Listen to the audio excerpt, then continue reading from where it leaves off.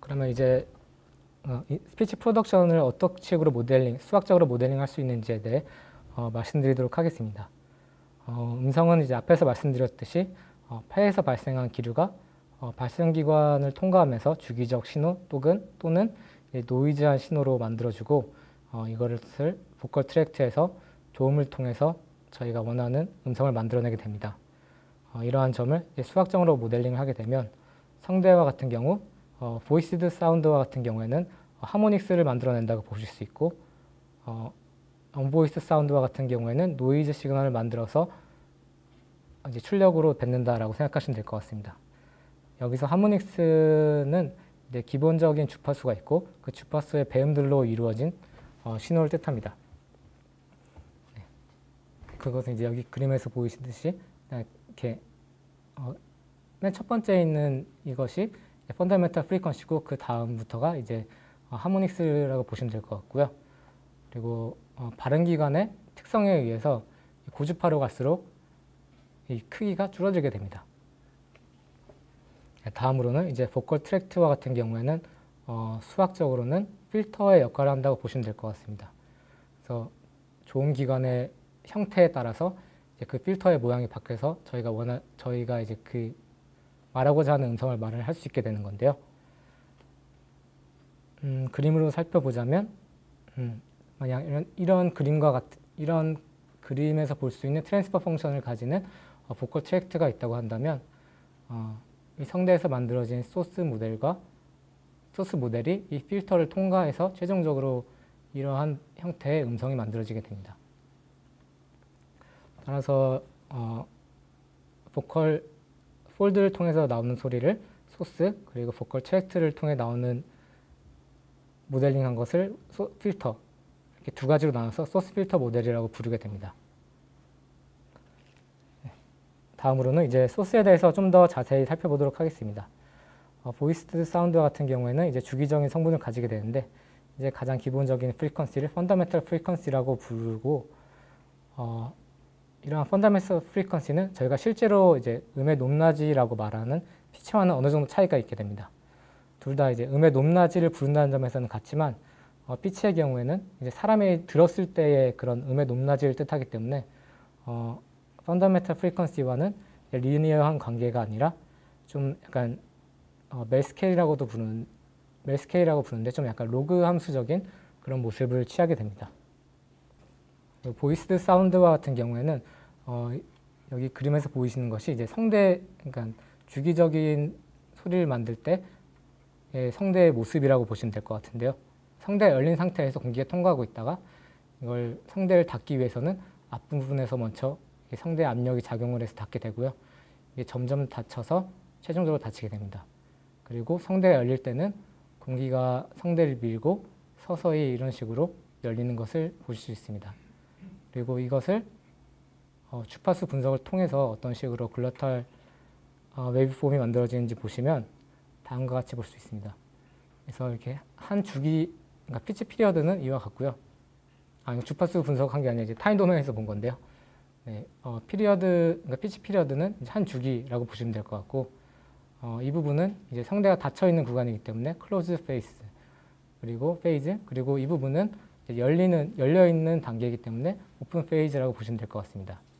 그리고 이러한 모양에서 보실 수 있듯이 성대가 열리는 것은 이제 서서히 열리지만 닫힐 때는 한순간에 딱 닫힌다라고 생각하시면 될 것 같고요. 이러한 형태를 통해서 이제 글로탈 웨이브폼을 저희가 수학적으로 모델링을 할 수 있게 됩니다. 이러한 수학적인 모델링은 다음과 같이 나타낼 수 있는데 한 사이클의 글로탈 웨이브폼을 G라고 했을 때 임펄스 트레인 P와 이 G값의 컨볼루션을 하면 아까 앞에서 보신 이러한 형태의 글로탈 웨이브폼을 얻을 수 있습니다. 또한 이것을 이제 주파수 영역으로 변환을 하게 되면 이와 같은 식으로 나타낼 수 있고 이것은 이제 그림을 통해 나타내면 다음과 같이 나타낼 수 있습니다. 그래서 이것은 이제 타임 축에서 본 거고요. 주파수 축에서 보면 이제 여기 있는 것이 엔벨롭이라고 했을 때 W 그러니까 저희가 원하는 U 값은 이제 이러한 형태로 주기적으로 이렇게 되는 것을 보실 수 있고요. 첫 번째와 같은 경우에는, 그러니까 두 번째와 같은 경우에는 B는 이제 피치가, 그러니까 A에 비해서 피치가 낮은 음성을 발화한 경우, C와 같은 경우에는 A에 비해 좀 더 소프트하게 글로탈 웨이브폼이 생긴 경우에 어떤 식으로 주파수 영역에서 바뀌는지 이 경향을 보시면 될 것 같습니다. 다음으로는 이제 필터의 역할을 하는 보컬 트랙트에 대해서 살펴보도록 하겠습니다. 필터의 역할을 하기 때문에 일반적으로 보컬 트랙트와 같은 경우도 이제 폴과 제로로 모델링을 할 수 있지만 여러 가지 가정을 통해서 올폴 모델로 이제 근사를 할 수 있게 됩니다. 그리고 보컬 트랙트는 이제 소스가 지나가는 공간을 저희가 좀 더 보기 쉽게 이러한 튜브 형태로 근사를 할 수 있게 되는데요. 네, 이러한 모양에 따라서, 이러한 이제 튜브 모양에 따라서 공진 주파수가 변화를 하게 됩니다. 네, 아까 스펙트로그램에서 제가 선이 진한 부분들이 포먼트라고 말씀드렸는데 필터의 트랜스퍼 펑션을 그 매그니튜드를 통해서도 제가 포먼트를 측정할 수 있습니다. 여기 확인할 수 있습니다. 여기 보이시면 각각의 피크가 포먼트라고 생각하시면 될 것 같고요. 포먼트의 순서에 따라서 J 포먼트, J 포먼트 뭐 이런 식으로 쭉쭉쭉 나가게 되고 기본적으로 앞쪽에 있는 포먼트가 좀 더 이제 소리를 분류하는 데 있어서 중요한 역할을 한다라고 보시면 될 것 같습니다. 그리고 이제 포먼트와 펀더멘털 프리퀀시에 대해서 좀 헷갈려 하시는 경우가 가끔씩 있는데 펀더멘털 프리퀀시와 같은 경우에는 저희가 말을 했을 때 음의 높낮이에 영향을 주는 것이지만 포먼트와 같은 경우에는 이러한 음의 높낮이에 영향을 주는 것이 아니라 어떠한 소리를 만들 것인가에 대해서 영향을 주는 성분이라고 생각하시면 될 것 같습니다. 네, 그래서 이것을 이제 수식적으로 나타내면 다음과 같습니다. 앞에서 말씀드린 이제 익사이테이션을 U라고 했을 때 보컬 트랙트 필터의 임펄스 리스폰스를 H라고 하면 X는 H와 앞에 익사이테이션의 컨볼루션으로 나타낼 수 있고 윈도우를 포함한 식으로 나타내면 여기 자료에 보이시는 식처럼 나타낼 수 있습니다. 또한 이것을 이제 프리퀀시 도메인으로 나타내면 다음과 같이 나타낼 수 있고 그리고 이것을 이제 그림으로 만약 확인해 보게 되면 HG의 매그니튜드가 2와 같다면 X는 다음과 같이 이러한 피크들을 가지는 형태로 보시면 될 것 같습니다.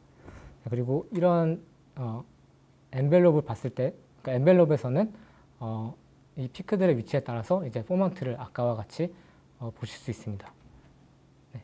기본적으로 이제 소스와 같은 경우에는 저희가 임펄스 트레인이나 노이즈 이 두 가지로 모델링을 하게 되는데요.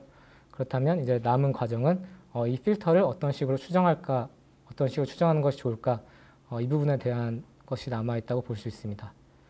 이러한 필터를 추정하는 방식에는 여러 가지 방식이 있지만 이 시간에는 크게 리니어 프레딕션 어널리시스와 캐스트럴 어널리시스 방식에 대해 살펴보려고 합니다. 먼저 이제 리니어 프레딕션에 대해 말씀드리면 H는 아까 말씀드렸듯이 이제 포먼트와 같은 경우에는 이제 유닛 서클 안에서 폴들로 인해 생성된 값이라고 생각하시면 되고 제로와 같은 경우에는 입술로 인해서 발생하는 레디에이션 혹은 비음과 관련된 부분들로 인해 발생을 하게 됩니다.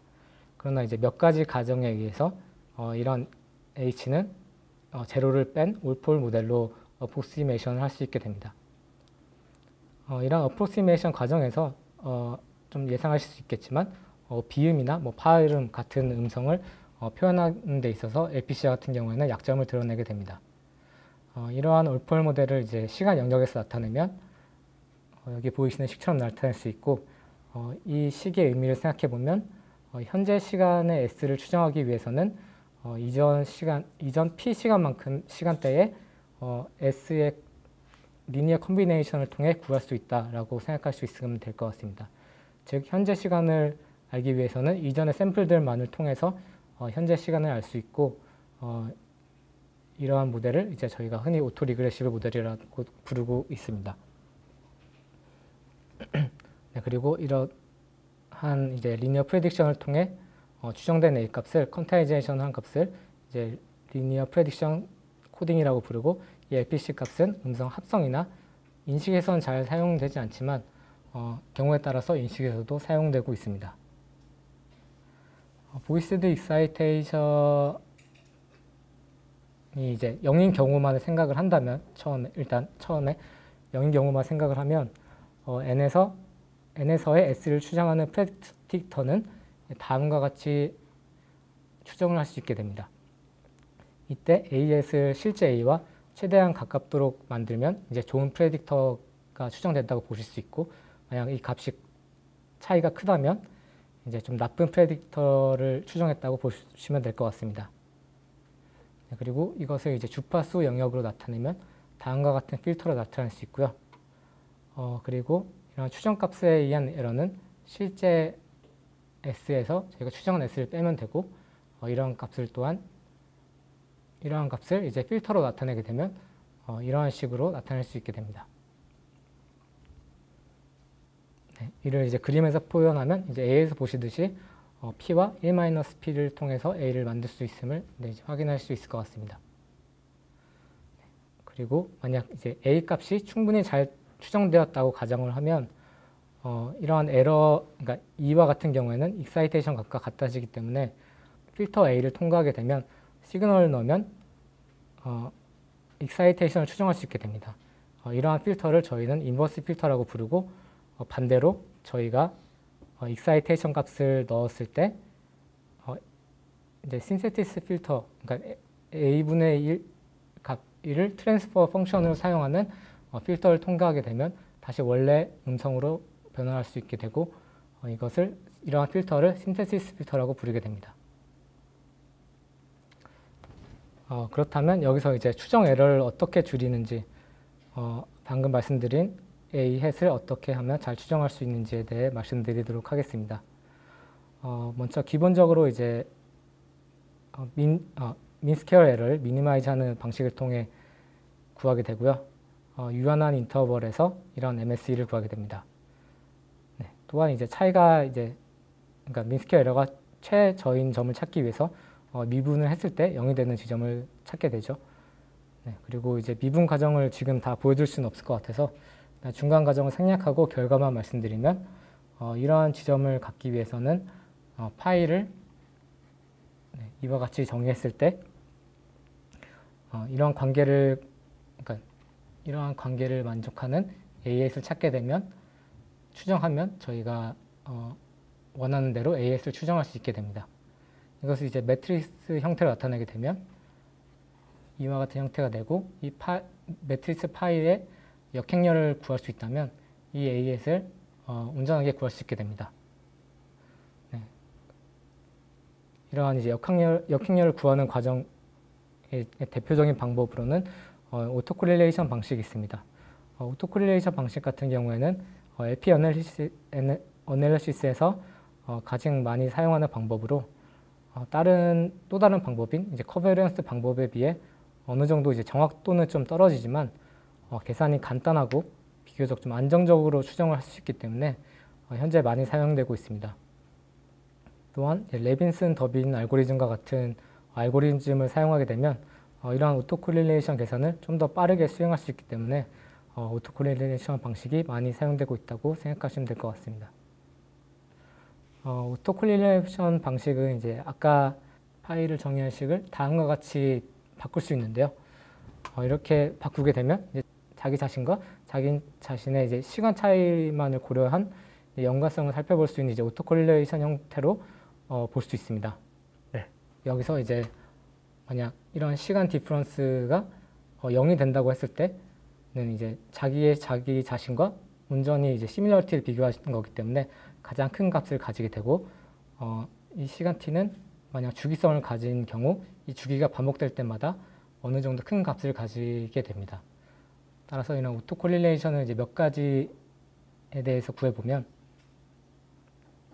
첫 번째와 같은 경우에는 주기적 신호를 가지는 신호를 오토코릴레이션을 하면 다음과 같이 어느 정도 주기성을 가지고 반복되는 것을 확인할 수 있고요. 반대로 저희가 노이즈와 같은 신호, 즉 언보이스드 사운드를 오토코릴레이션 하게 되면 시간 차이가 없을 때만 한번 이렇게 피크를 찍고 나머지 값들은 작은 값들을 가지는 것을, 즉 임펄스 시그널과 같이 나오는 것을 확인하실 수 있습니다.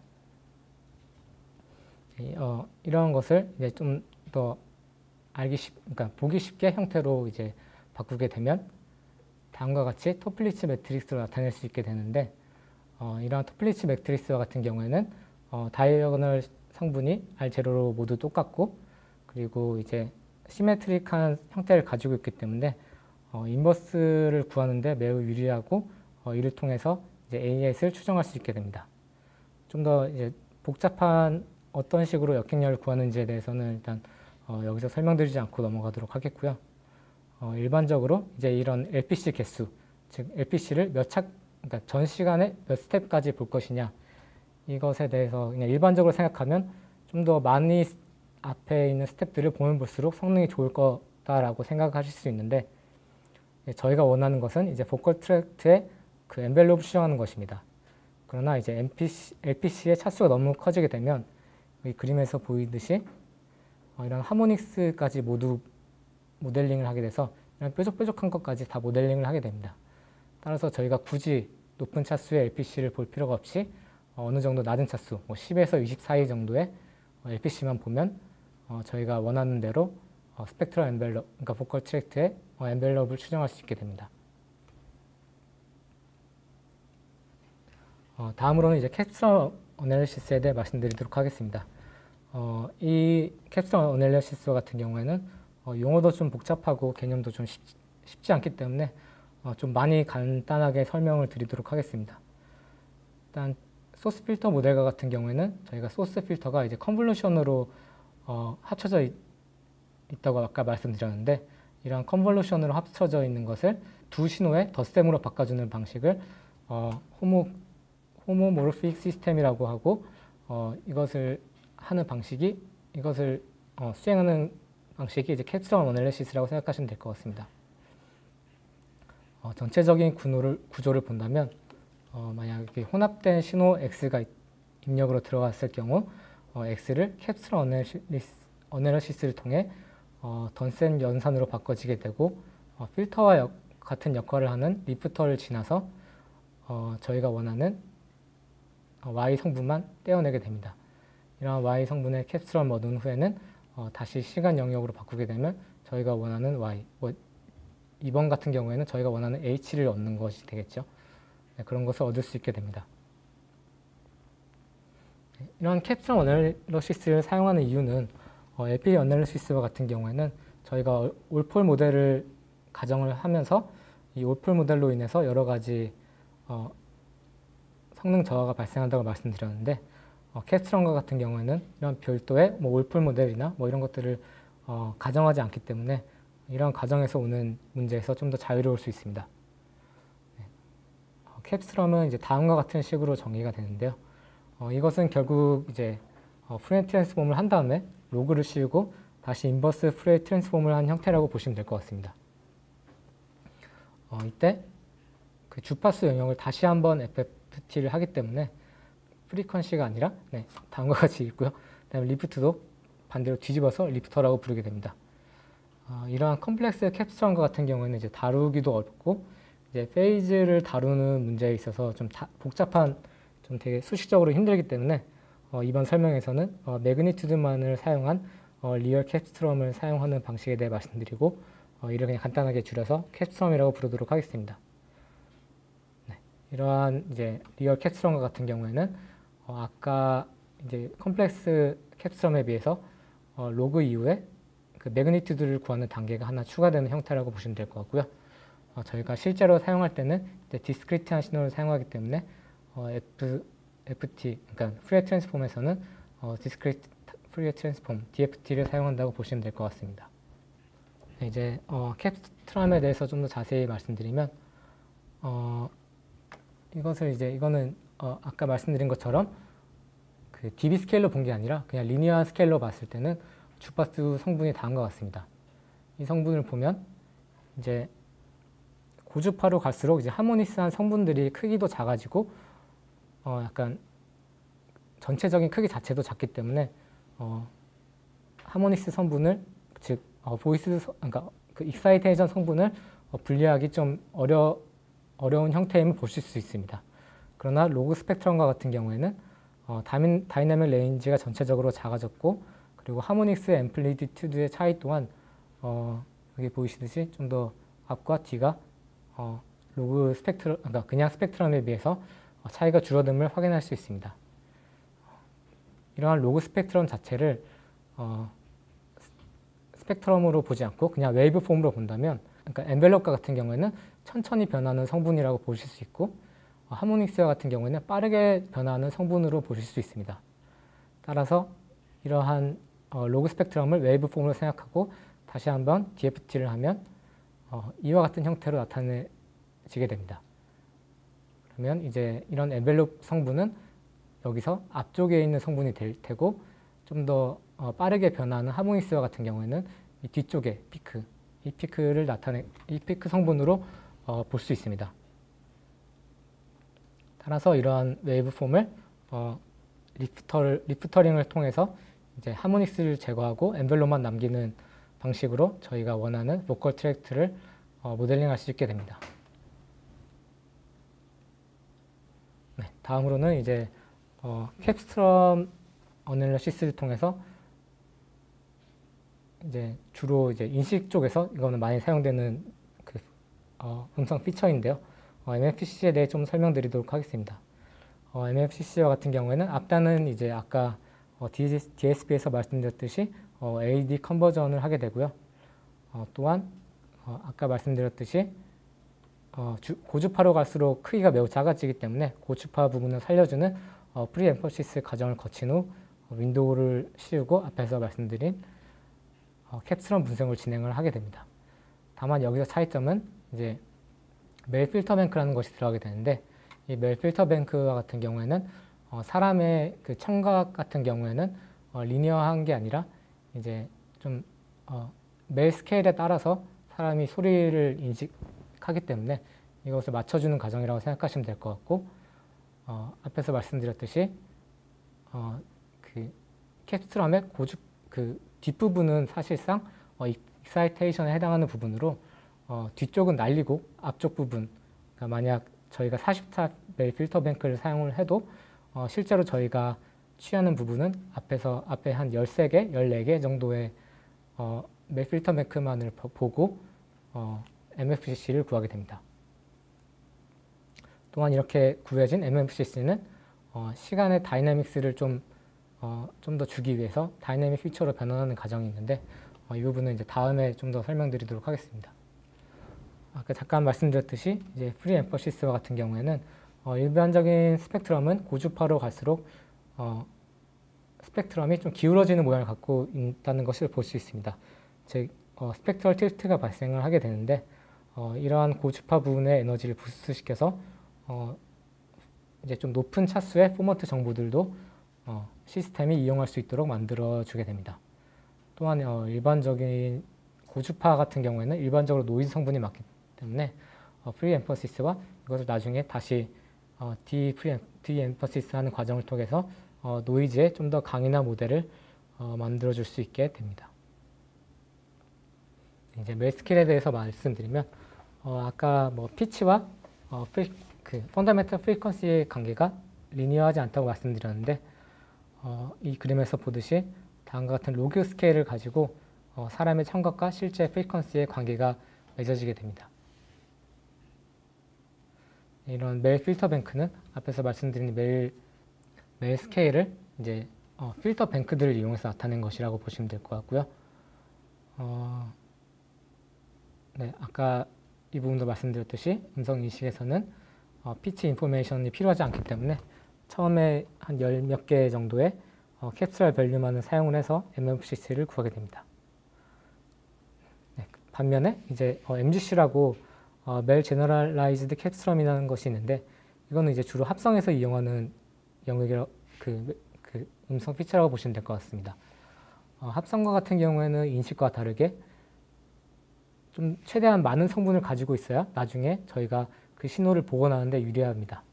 따라서 이제 페이즈 정보나 이런 것들을 가지고 있어야 되기 때문에 MFCC와는 좀 다른 형태로 구해진